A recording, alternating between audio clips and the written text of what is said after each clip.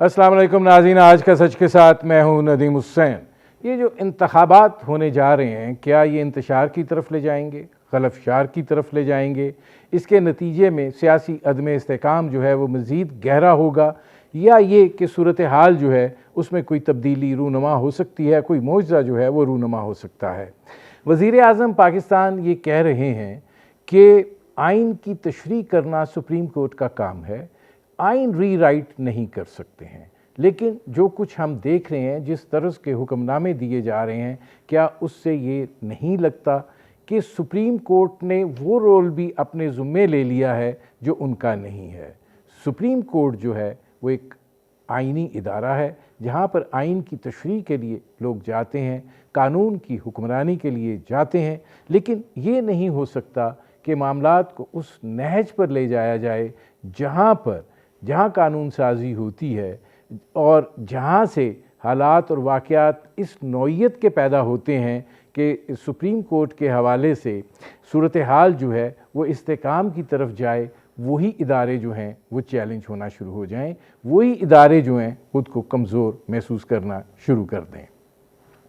ज़ाहिर है chief justice of Pakistan जो है सो मोटो की जो बात है उसके अंदर जस्टिस काजी फ़ाइज़ ईसा का ये कहना है कि आइन इनके अंदर कहीं सो मोटो नहीं इस्तेमाल हुआ। ये हक है जिसका इख्तियार सुप्रीम कोर्ट को दिया गया है, किसी फ़र्द वाहिद को नहीं दिया गया। और बुनियादी तौर पर ये हक उस काम के लिए इस्तेमाल होना था कि जहाँ पे इंसानी हकूक़ जो हैं वो बदतरीन तरीके से सल्ब किए जा रहे हों।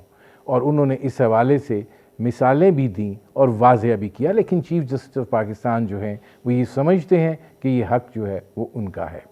दूसरा ये है कि 3 घंटे में मुज़ाकरात किए जाएं, राय जो है वो उसका इजहार जो है वो किया जाए। ये सुप्रीम कोर्ट ऑफ पाकिस्तान है या पंचायती इदारा? ये हालात जो हैं उस डगर पर आ गए हैं कि अब ये सवाल जो है वो उठना शुरू हो गए हैं। ज़ाहिर है चीफ जस्टिस ऑफ पाकिस्तान ये बात कह रहे हैं कि पंजाब में 14 मई जो है वो इलेक्शन की तारीख है, इलेक्शन जो है वो होंगे, फ़ैसला वापस नहीं हो सकता, 30 दिन की मोहलत होती है, वो भी किसी ने इस्तेमाल नहीं की है। और ज़ाहिर है कि ये सूरत हाल जो है ये फिर आगे अब इसी तरीके से बढ़ती नज़र आ रही है। दो चीज़ें जो हैं वो बुनियादी सवालात हैं और ज़ाहिर है कि इस सारी सूरत हाल से उन सवालात ने जन्म लिया और इसमें पाकिस्तान की जो बार्स हैं वो भी तकसीम है। यहाँ तक सूरत हाल है कि अगर एक बार के अंदर से सदर और सेक्रेटरी एक स्टेटमेंट जारी करते हैं तो 10 अरकान जो हैं वो दूसरी स्टेटमेंट जो है वो जारी कर देते हैं। जब और सियासी तकसीम जो है वो इससे भी बदतरीन है।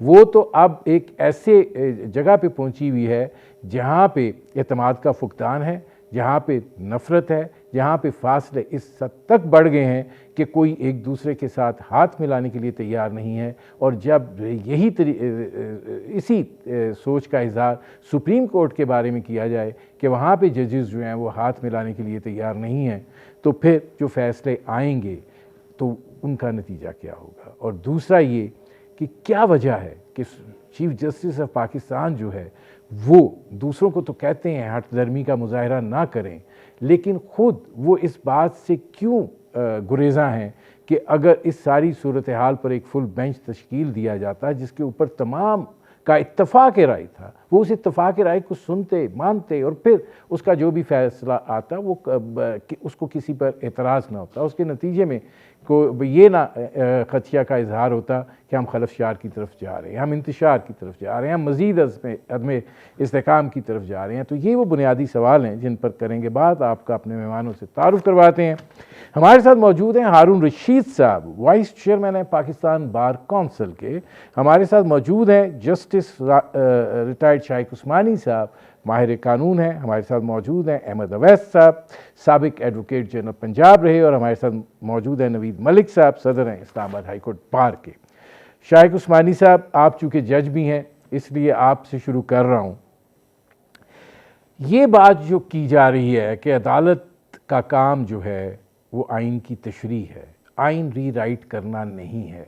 और अब ये छाप लगती जा रही है कि अदलिया जो है वो आइन की तशरीह करने की बजाय आइन को रीराइट करती है अपने फ़ैसलों के नतीजे में, और वो फिर इतनी मुतनाज़ शक्ल इख्तियार कर लेते हैं कि आज हम जिस दलदल में धंसे हुए हैं ये उसका एक इजहार बड़ा वाज़े दिखाई दे रहा है। देखिए, बात यह है कि अदलिया का अपना काम है और पार्लियामेंट का अपना काम है, एग्जीक्यूटिव का अपना काम है, और हमारे आइन में इन तीनों में बिल्कुल एक दूसरे से इंटरफेयर नहीं करना चाहिए, इंडिपेंडेंस है। लेकिन बदकिस्मती से होता यह है कि हमारे सियासतदान जो हैं वो आपस में चीज़ों को तय नहीं कर पाते, तो फिर वो भागते हुए जाते हैं अदलिया के पास अपने प्रॉब्लम्स को सॉल्व कराने के लिए, जो कि अदलिया का काम नहीं है। अदलिया का काम नहीं है कि सियासी लोगों के प्रॉब्लम को सॉल्व करे। अदलिया का काम यह है कि कोई डिस्प्यूट्स होते हैं तो उनको सॉल्व करे। कमर्शियल डिस्प्यूट्स हैं, दूसरों लोगों के डिस्प्यूट्स हैं, सियासी जो इश्यूज हैं, अगर कोई आईनी इशू खास इन्वॉल्व है उसकी तशरीह कर सकती है अदलिया, लेकिन इन्वॉल्व नहीं करना चाहिए। तो मेरे ख्याल में ये जो 184(3) के तहत जो 2 मोटर नोटिस जो लिया गया था इस केस में, जो सामने जिसकी बात आप कर रहे हैं, वो मुनासिब नहीं था। अदलिया को बीच में आना ही नहीं चाहिए था। अगर 90 डेज के बाद इलेक्शन नहीं होते और कानून की खिलाफ वर्जी होती है, फिर अदलिया यकीनन कोई पिटिशन अगर फाइल करता तो अदलिया यकीनन जो आदमी रिस्पॉन्सिबल था इलेक्शन न होने के उसको समन करती है, उसके खिलाफ एक्शन लेती। उसके बजाय अदलिया खुद डायरेक्टली इन्वॉल्व हो गई इन चीज़ों में। हालांकि लाहौर हाई कोर्ट में ऑलरेडी एक पिटिशन मौजूद थी, फिर भी वो इन्वॉल्व हो गई। अब जब अदलिया अपने हक, अपना जो उसका दायरा इख्तियार है, उसे तजावुज़ करेगी तो उसकी वजह से और प्रॉब्लम्स क्रिएट होंगे, क्योंकि फिर दूसरे लोग उसको पसंद नहीं करेंगे और उस पर रुकना अंदाजी करेंगे, जैसा कि यहाँ पे मौजूद हुआ। तो अब सिचुएशन ये हो गई, जैसा कि आपने सही फरमाया, कि अब अदलिया को समझ नहीं आ रही कि करे तो क्या करें, और वो न रिव्यू करते हैं वो अपने जजमेंट को, न वो चाहते हैं कि इलेक्शन की डेट पोस्टपोन हो। वो भी जानते हैं कि इलेक्शन 14 मई को इलेक्शन नहीं हो सकते किसी तरीके से, लेकिन फिर भी अब एक अजीब वो एक प्रॉब्लम में फंस गए हैं, और अब फेस सेविंग के लिए उन्होंने इनकरेज करना शुरू कर दिया है कि लोग, सियासी लोग, पार्टियां जो हैं आपस में एक दूसरे के साथ मुज़ाकरात करें। सियासी पार्टीज को बुलाया उन्होंने। को अदलिया, आपने जिस तरह कहा, तो कोई ये पंचायत नहीं है, और जिस तरह पंचायत की तरह बिहेव कर रही है कि लोगों को बैठा करके बातचीत करो, डिसाइड करो, ये अदलिया का काम नहीं है। तो मेरे ख्याल में अदलिया को अपने रोल को दोबारा देखना चाहिए, और इस वास्ते मेरे ख्याल में फायद ईसा साहब ने सही कहा कि 184(3) के जो तरीके जिस तरह से नाफिज किया जा रहा है, जिस तरह से इस्तेमाल किया जा रहा है, वो गलत है। उसकी वजह से ये सारे प्रॉब्लम्स क्रिएट हुए। अच्छा, अब हारून रशीद साहब, एक सवाल और भी बड़ा बुनियादी नौइयत का है, और वो सवाल ये है कि जिस तरीके से जजेस की तैनाती होती है, पहले ये बात कही जाती थी कि मखसूस जो हैं वो चेंबर्स हैं, वहाँ से जजेस जो हैं उनकी रिकमेंडेशंस होती हैं। अब जो एतराफ़ सामने आया है, जिस तरीके से वज़ीर कानून आज़म नज़ीर ताड़र ने ये बात कही है कि हमें कहाँ से कहा गया कि ये जो जूनियर जजेस हैं इनको लगाया जाए, तो ये जो जजेस की तैनाती का तरीक़ाकार है, ज़ाहिर है उसके नतीजे में फिर जो तासुर उभरते हैं साइड लेने के, वो इस तरस की और इस तरीक़ेकार की तैनातियों के नतीजे में रूनुमा होते हैं, और वो जो एक गैर जानिबदारी है वो कॉम्प्रोमाइज़ होती है। तो आप क्या समझते हैं कि ये जो तरीक़ाकार है, इसमें रीविज़िट की ज़रूरत है, इसको देखे जाने की ज़रूरत है, इसको बेहतर बनाने की ज़रूरत है, ताकि जो अदलिया का एक तसव्वुर है उसके ऊपर पूरा उतरा जा सके? सबसे पहले तो मैं ये कहूँगा कि ये अमेंडमेंट जो हुई थी जजेस की एलिवेशन के लिए आइन में, वो ही गलत थी। इसलिए कि पहले जो जजेस एलिवेट होते थे उनकी रिपोर्ट सेशन जज से जाती थी कि जिन वकीलों को हाई कोर्ट में एलिवेट किया जाए उनकी रिपोर्ट्स क्या हैं, वो कैसे वकील हैं। क्योंकि बेसिक जो रिपोर्ट सेशन जज की होती थी वो यही होती थी कि वो वकील डिस्ट्रिक्ट में प्रैक्टिस करते हैं या हाई कोर्ट में प्रैक्टिस करते हैं, तो उनकी रेपुटेशन देखी जाती थी, उनका किरदार देखा जाता था, उनकी प्रैक्टिस में उनकी अहलियत देखी जाती थी, और उसके बाद वो हाई कोर्ट में रिपोर्ट जाती थी, हाई कोर्ट से फिर जाती थी रिपोर्ट सुप्रीम कोर्ट में, और फिर सुप्रीम कोर्ट से होती हुई प्रेसिडेंट के पास होती थी, और प्रेसिडेंट फाइनली एलिवेट करते थे, और जिनकी रिपोर्ट सही नहीं होती थी उनकी एलिवेशन नहीं होती थी, और उस वक्त कोई परसेंटेज जो सिफारिश की थी वो मेरे ख्याल में 10 या 15% होगी। लेकिन अब पार्लियामेंट ने ख़ुद ये अमेंडमेंट करके सारा इख्तियार एक शख्स को दे दिया है, और वो चीफ़ जस्टिस ऑफ पाकिस्तान है। और चीफ़ जस्टिस ऑफ पाकिस्तान जिस शख्स को चाहते हैं वो जज बन जाता है। और आज की अदलिया से जो प्रॉब्लम क्रिएट हो रहे हैं वो सिर्फ इसी वजह से हो रहे हैं कि जो भी जजेस आते हैं वो सिफारिश की बेस पे आते हैं, को वो डील होती है कि एक शख्स मेरा होगा, एक आपका होगा, एक फलां का होगा। तो अगर इस तरह सिलेक्टेड जुडिशरी होगी तो फिर इंसाफ भी इसी तरह होंगे जो आज हम देख रहे हैं। अहमद अवैस साहब, ये सूरत हाल जो है ये बुनियादी तौर पर बहुत अब इस पे बहस हो रही है, और जाहिर है कि बहस ये हो रही है कि जो फैसला साजी है सुप्रीम कोर्ट के अंदर वो एक कानून और आइन की बजाय एक तयशुदा बिहाइंड द सीन सोच की कारफरमा होती है, और उसके नतीजे में ये नहीं हो रहा कि आइन को मद्देनज़र रखा जाए, आइन के तकाज़ों को मद्देनज़र रखा जाए। अब चीफ जस्टिस ये समझ रहे हैं कि वो आइन रीराइट करने की पोजीशन में हैं, और आपको ये नहीं लगता है कि जो पार्लियामेंट का इख्तियार है वो भी उन्होंने समेट लिया है, और पार्लियामेंट बजा तौर पर अब इस वक्त मुज़ाहमत कर रही है? क्या हुआ भाई?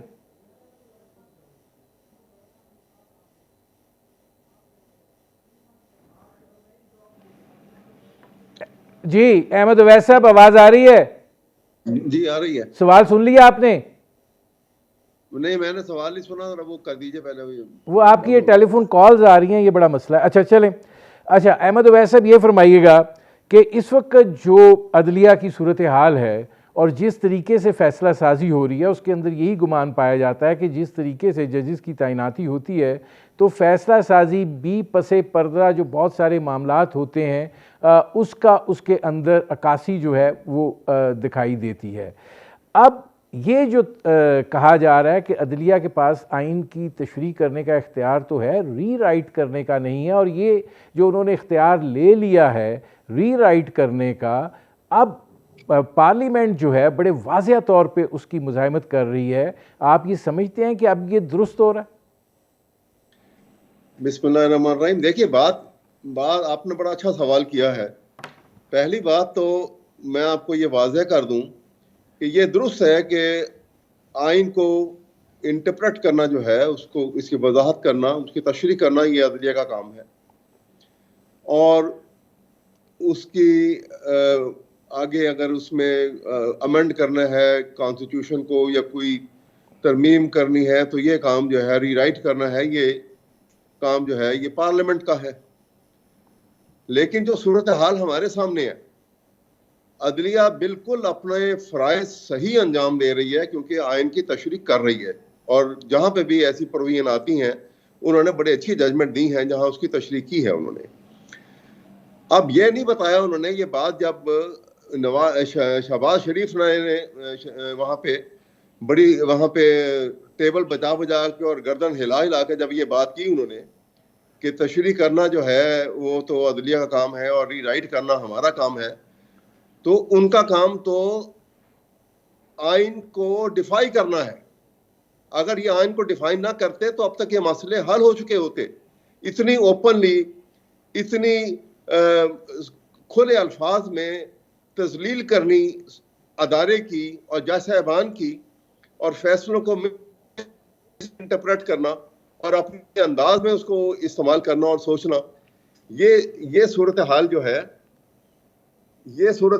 है, इसको सामने रखा जाएगा। और ये देखना पड़ेगा आपको, जब तक हम इस तरफ इसकी तवज्जो नहीं देंगे। और अभी आपने हमारे मोहतरम शाइख उस्मानी साहब ने ये बात की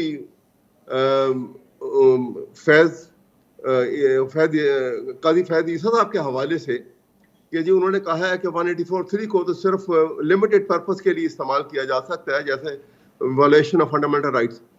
तो बिल्कुल सही मकसद के लिए इस्तेमाल किया गया, क्योंकि पाकिस्तान के आइन में जो आइन में इलेक्शन का प्रोसेस दिया हो गया है और टाइम दिया हो गया है, अगर उसको डिफाई करेंगे तो क्या फंडामेंटल राइट्स जो हैं वो इन्फ्रिंज नहीं होते?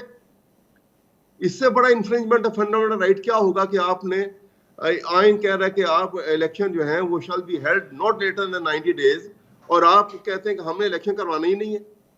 आप तमाम अदारों को भी रोकते हैं। आप जो है वो अंदर पार्लियामेंट के अंदर भी एक ऐसा तमाशा बनाते हैं कि जहाँ पे अदलिया को और जज साहिबान को तस्लील उनकी की जाती है। तो ये सिलसिला जो है देखना तो ये है कि या तो ये कह दें कि इलेक्शन करवाना और राइट ऑफ फ्रेंचाइज जो है ये फंडामेंटल राइट्स में शामिल नहीं है। अगर है तो क्या इस राइट के इन्फ्रिंज होने के ऊपर आर्टिकल 184(3) को इन्फोक नहीं किया जा सकता? बिल्कुल जायज है। तो ये सारी बात यह है कि इस सिचुएशन को प्रेसिपिटेट जो है ये इस वक्त हुकूमत वक्त जो है, ये पीडीएम की जो हुकूमत है, उन्होंने ये फैसला कर रखा है कि उन्होंने अदलिया के तमाम उन फैसलों को डिफाई करना है कि जहां वो इलेक्शन की बात करेंगे। ठीक है, है, और ये हो रहा है आपके सामने। नाज़रीन, हमारी गुफ्तगू जारी है। वक्त हुआ एक मुख्तसर से कमर्शियल ब्रेक का, मिलते हैं इस वक्फे के बाद।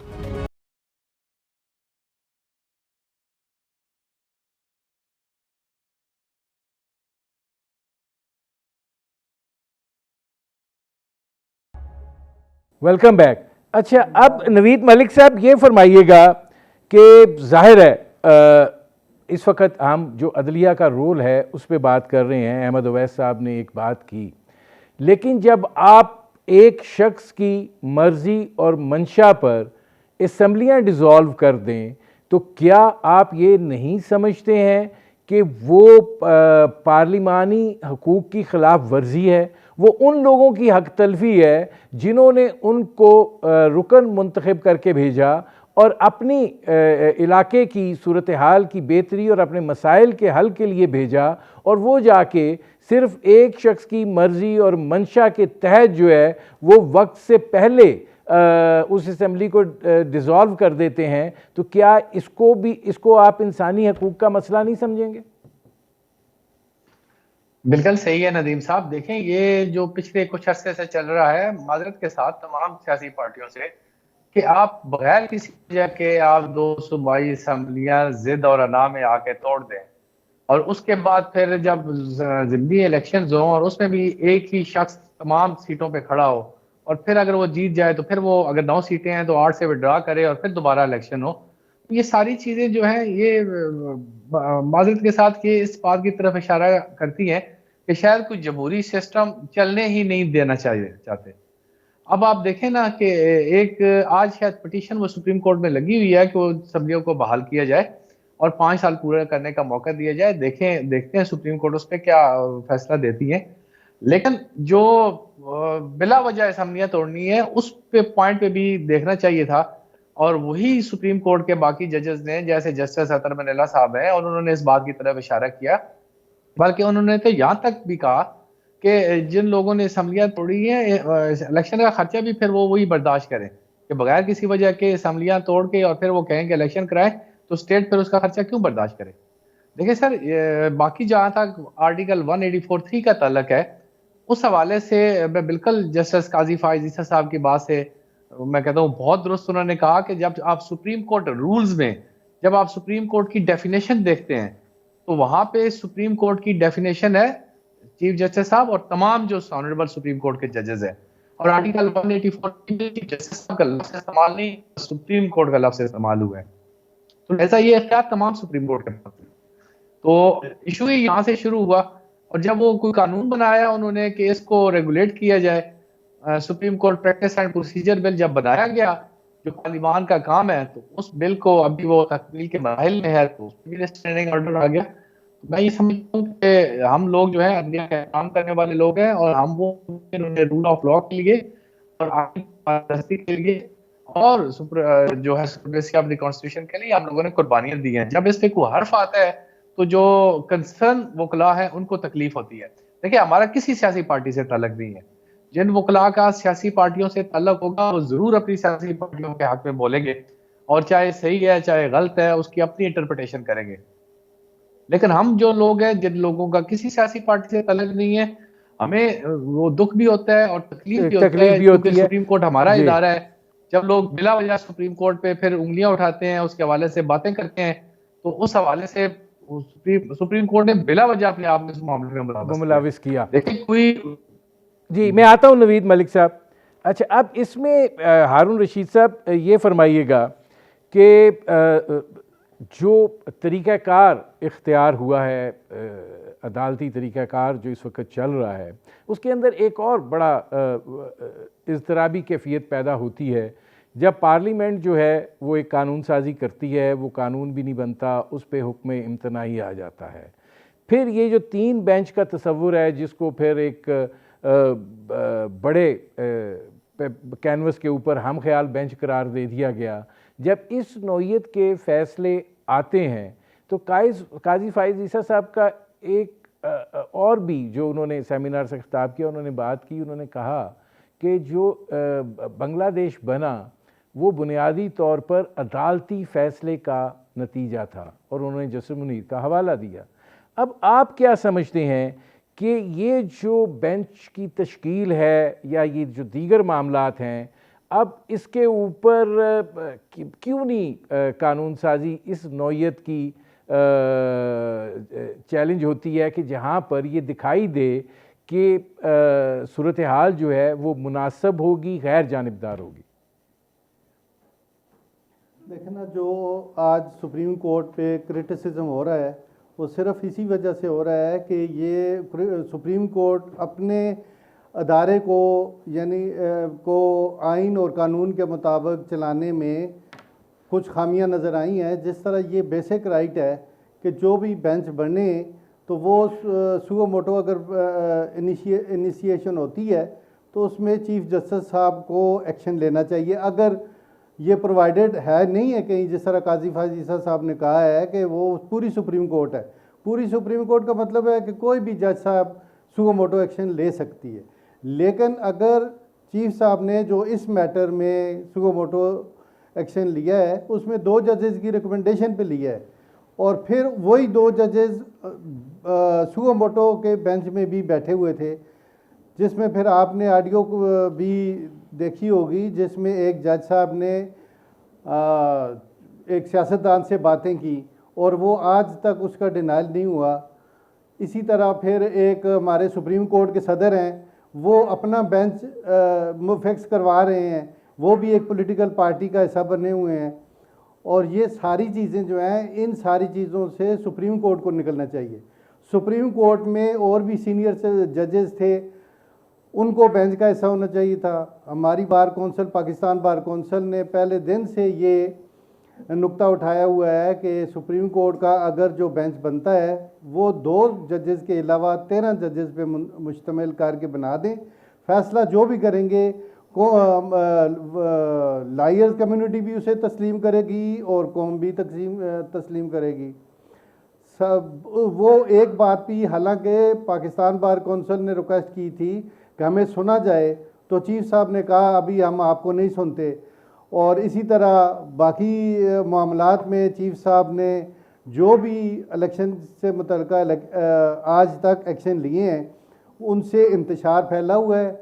उसकी वजह सिर्फ ये है कि एक पार्टी के इमा पर 2 असम्बलियाँ डिज़ाल्व हुई और बग़ैर किसी वजह के डिज़ाल्व हुई।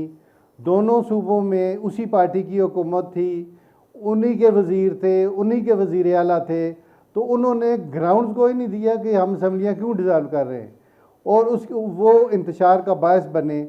और फिर इलेक्शन अगर 90 डेज़ में होना थे तो अब 90 डेज़ भी गुजर चुके हैं। जब तक तमाम पॉलिटिकल पार्टीज़ एक पेज पे नहीं होती, जब तक पूरी सुप्रीम कोर्ट एक पेज पे नहीं होती, तो मेरा ये ख्याल है कि ये इंतशार दिन ब दिन बढ़ेगा। अब आज की जो हियरिंग में रिमार्क्स दिए चीफ साहब ने, उन्होंने कहा जी कि इलेक्शन की डेट 14 मई दी गई है, वो नज़रसानी का पीरियड भी गुजर चुका है, अब उसमें रद्दोबदल नहीं हो सकती। साथ ही जस्टिस मुनीर साहब ने फरमाया है कि ये भूल जाएं कि वो इलेक्शन चेंज होगी, अलबत्ता इस इलेक्शन की तब्दीली की डेट जो है वो सुप्रीम कोर्ट कर सकती है। तो अगर इस तरह के रिमार्क्स आ रहे हैं, और फिर साथ ही आपने पॉलिटिकल पार्टीज़ को नोटिस दिया है, सारी पॉलिटिकल पार्टीज़ आ गई हैं और 99% पॉलिटिकल पार्टीज ये कह रही हैं कि ये गंदम कटाई का मौसम है, जिस तरह सिराजुल हक साहब ने फरमाया, और ये इलेक्शन नहीं हो रहा, सूबाई असम्बलियों का नहीं हो सकता। इस्टेब्लिशमेंट ने भी यही कहा और पॉलिटिकल पार्टीज़ ने भी यही कहा। फिर सिराजुल हक साहब ने कहा कि ईद उल अज़हा में ज़्यादातर लोग हज पे होते हैं और वो ईद से पहले इलेक्शन नहीं हो सकते। तो इन सारी चीज़ों को अगर देखा जाए तो सुना गया है चेंबर में बुला के इस्टेब्लिशमेंट को।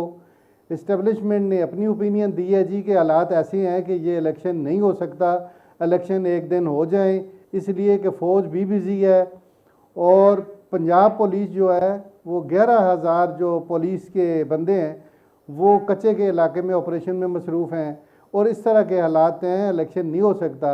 अगर आज 20 दिन हो गए हैं, अभी तक इलेक्शन की कोई सूरत हाल नहीं नज़र आती। और अगर ये इलेक्शन हो, एक पार्टी अगर इलेक्शन लड़ लेती है तो बाकी पार्टियां इलेक्शन नहीं लड़ती और वो कहती हैं इलेक्शन नहीं हो सकता है इन दिनों में। तो मेरे ख्याल में ये ग्राउंड रियलिटीज़ को देखना चाहिए।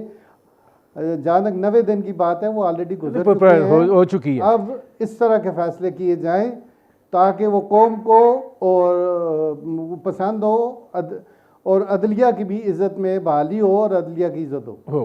अच्छा, अब इसमें शाइख उस्मानी साहब ये फरमाइएगा कि जजेस का जो रवैया है वो जाहिर है कि कानून और आइन की किताब के मुताबिक होना चाहिए, लेकिन ये जो तासुर उभरता है कि बड़ा वकील कर लो तो जजेस के साथ एक मुरासिम भी होते हैं, मामलात भी होते हैं, कहीं पर रिलीफ मिल जाता है, कहीं पर नहीं मिलता है। अब तो यही नहीं समझ में आ रही कि रिलीफ की जो है वो एक्सटेंट क्या है और किस हद तक आप जा सकते हैं। अब तो एक एक दिन में 8-8 और 12-12 मुकदमात में भी ज़मानत हो रही है। तो ये जो सूरत हाल है, ये आप चूँकि जज रहे हैं, क्या माइंडसेट क्या होता है? देखिए, जजेस जो हैं वो हमेशा बार से आते हैं और बार में जब एक प्रैक्टिस कर रहा होता है वकील तो यकीनी तौर पर वो सबको जानता है, सबसे मिलता जुलता है और फिर उसी के कॉलीग्स जो हैं बाद में जज बन जाते हैं, दोस्त भी जज बन जाते हैं। लेकिन जज का जो मनसब है उसमें एक चीज़ आपको अपने जहन में रखते हैं जब आप ओथ लेते हैं कि आप फेयर रहेंगे और इम्पार्शल रहेंगे और फिर आपको अपने ओथ की पासदारी करनी होती है। और इसी वजह से ज़रूरी ये होता है कि जज अपने आप को बिल्कुल दूसरों से आइसोलेट कर ले, अलग थलग कर दे, न कभी किसी फंक्शन में जाए, न कभी किसी पार्टी में जाए, न कभी किसी से मिले, बिल्कुल आइसोलेट हो जाए और इतना आइसोलेट हो जाए कि वो उसकी ज़िंदगी बस घर के अंदर ही रह जाए और थोड़ा सा अपना काम शाम किया और वापस अपने घर पे आ गए। तो ये बहुत ज़रूरी है और ख़ास तौर से हमारी सोसाइटी में तो बहुत ज़रूरी है क्योंकि हमारे यहाँ रिश्तेदारी होती है, जान पहचान होती है, मिलना जुलना होता है। तो जब तक कि जज अपने आप को आइसोलेट नहीं करेगा और बिल्कुल अलग थलग नहीं हो जाएगा, तब तक इस किस्म का जो इम्प्रेशन जो आप बात कर रहे हैं ये ज़रूर रहेगा अपनी जगह पर और उसको उससे अलग नहीं हो सकेगा। अब मुझे याद है कि मैं जब जज था तो मैं तो अखबार भी सुबह नहीं पढ़ता था, टीवी नहीं देखता था, न कभी किसी से बात करता, न कभी किसी क्लब में जाता था। तो यहाँ तक कि मेरी फैमिली इंतहाई नाराज़ हो गई थी मुझसे। तो जब तक कि ये नहीं होगा तब तक उस किस्म की जजेस नहीं आएंगे बेंच पर और हमेशा ही इस किस्म का ये शुभात जो है वो रहेंगे। नाज़रीन, हमारी गुफ्तगू जारी है, वक्त हुआ एक मुख्तसर से कमर्शियल ब्रेक का। मिलते हैं इस वक्फे के बाद।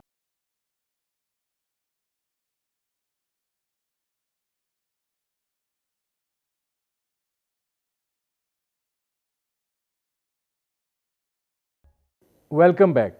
अच्छा, अब इसमें अहमद अवैस साहब ये फरमाइएगा कि आप चूँकि पंजाब में रहे, आपने एक आर्गूमेंट बिल्ड किया, आप उस सारी लड़ाई के विटनेस भी हैं।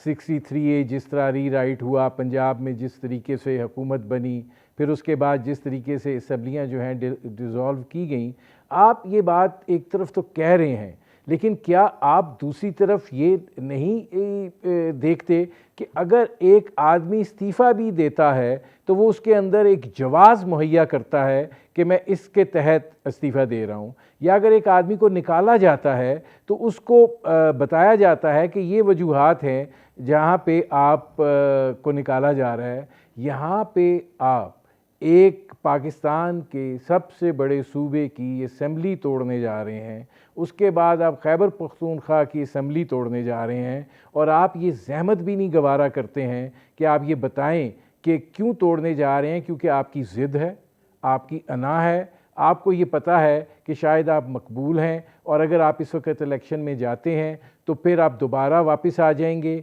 और आपको जो सियासी कॉम्प्रोमाइज़ करने पड़े हैं पंजाब में, शायद उससे भी नजात मिल जाएगी।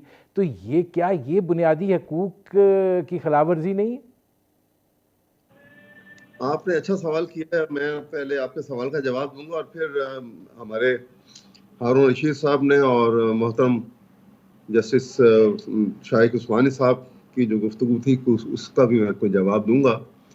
पहली बात तो ये है कि आइन में ये इख्तियार जो है ये इलेक्टेड चीफ मिनिस्टर को और इलेक्टेड प्राइम मिनिस्टर को दिया गया है कि वो किस वक्त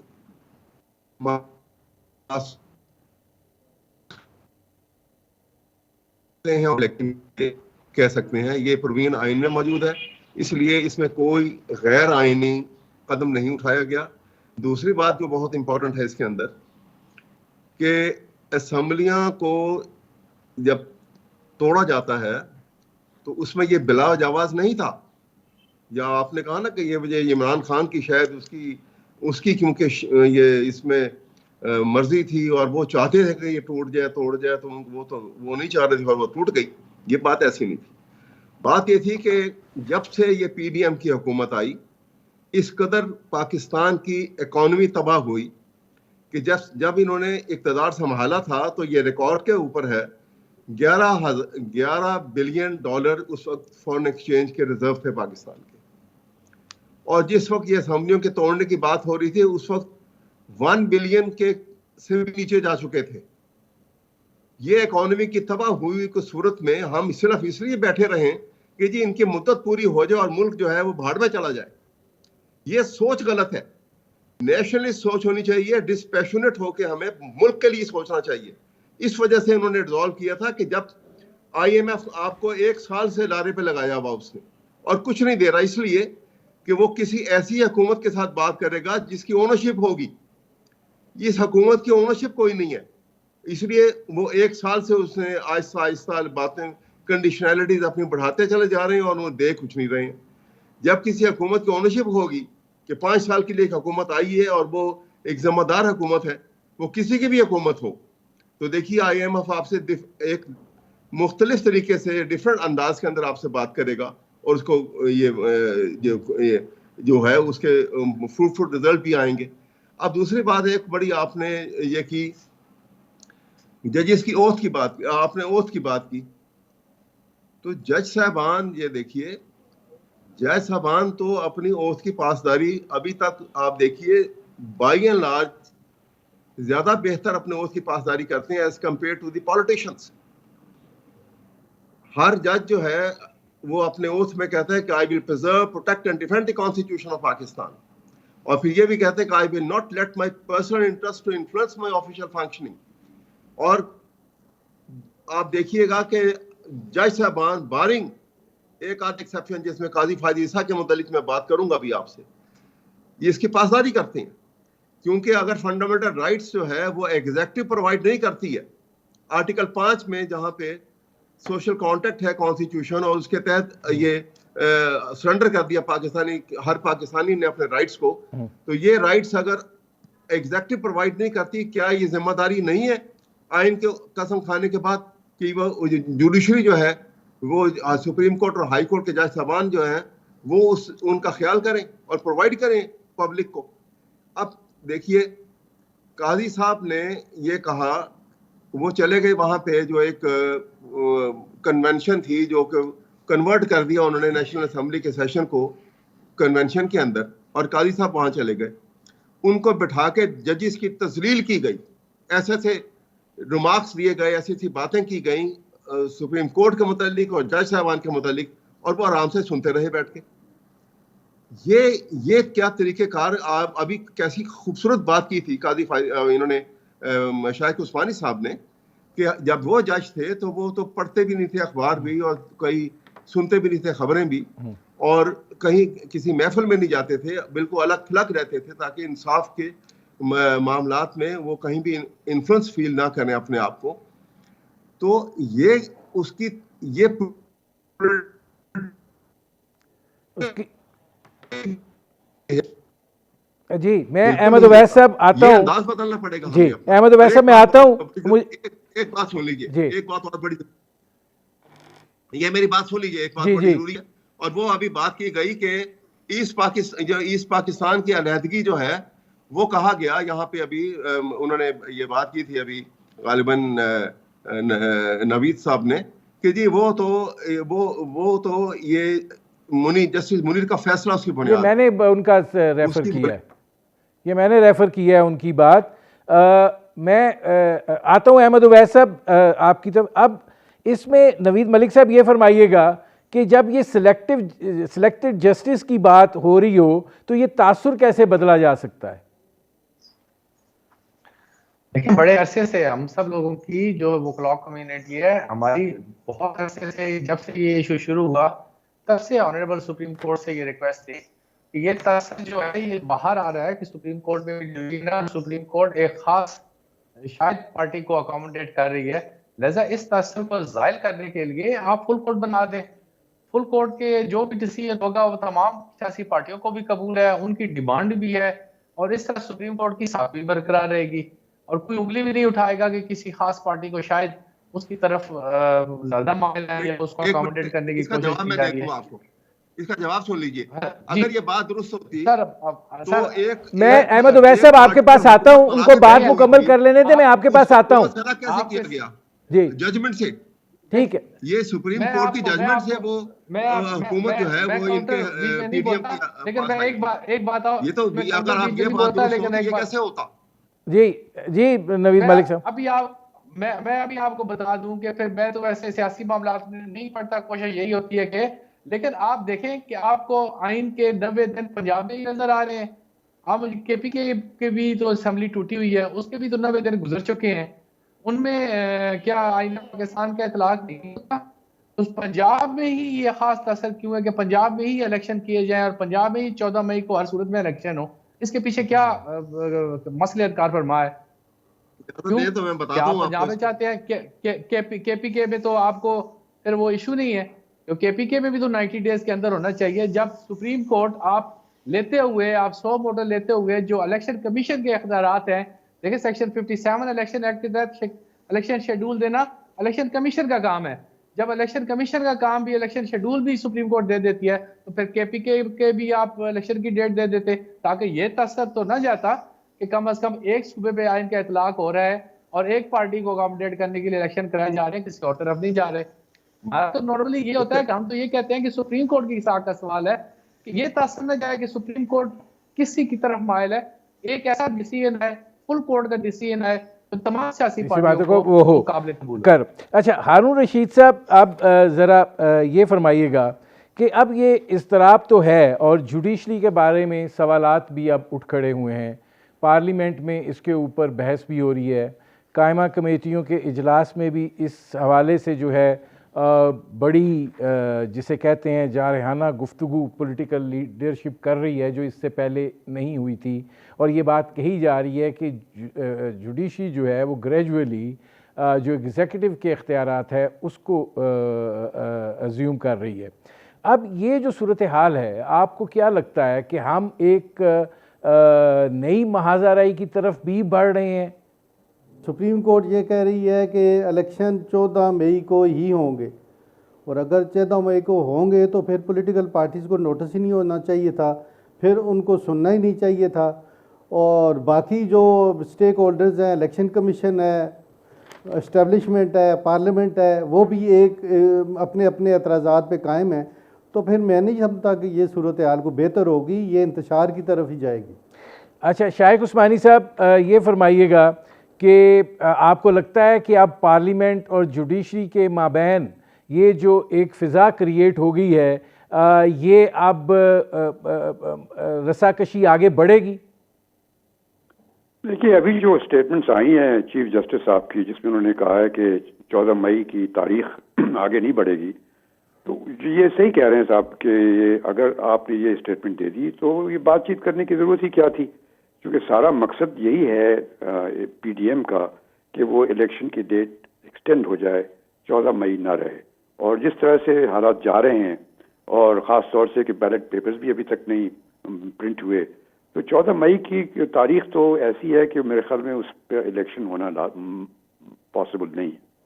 तो अगर नहीं है तो ये बातचीत करनी नहीं चाहिए। और अगर हम 14 मई को इलेक्शन कराते हैं, इस बावजूद जिस चीफ साहब कह रहे हैं, वो कहते हैं आप इलेक्शन करेंगे, तो यकीन इंतशार की तरफ जाएगा।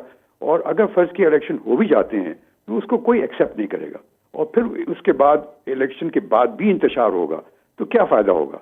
बहुत जरूरी है कि इस वक्त हमारे चीफ जस्टिस साहब को सोचना चाहिए था कि वो अपनी जजमेंट खुद रिव्यू कर लें, बजाय इसके कि वो पॉलिटिशियंस को बुलाएं, इसको बुलाएं, उसको बुलाएं, इससे बात करें, जो कि उनके मेरे ख्याल में मनसब के लिए सही नहीं है। उनको चाहिए था खुद वो सुप्रीम कोर्ट अपने ऑर्डर्स कभी भी रिव्यू कर सकती है, उसके पास पूरी अथॉरिटी है, वो खुद ही वो अपनी जजमेंट को रिव्यू कर ले और फिर पार्टीज को सुन करके एक फैसला कर दें, डेट चेंज कर दें या ना चेंज करें। लेकिन इस तरह की स्टेटमेंट देने के बाद तो मेरे ख्याल में ये बेमायने है और इंतशार बढ़ेगा, कम नहीं होगा। मेरे प्रोग्राम का वक्त ख़त्म हो रहा है। बहुत शुक्रिया हारून रशीद साहब, बहुत शुक्रिया जस्टिस रिटायर्ड शाइक उस्मानी साहब, बहुत शुक्रिया अहमद अवैस साहब और बहुत शुक्रिया नवीद मलिक साहब। नाज़रीन, आपने हमारे पैनल के शुरका की गुफ्तगू सुनी। अब तक के लिए इतना ही, इजाज़त दीजिए। अल्लाह हाफ़िज़।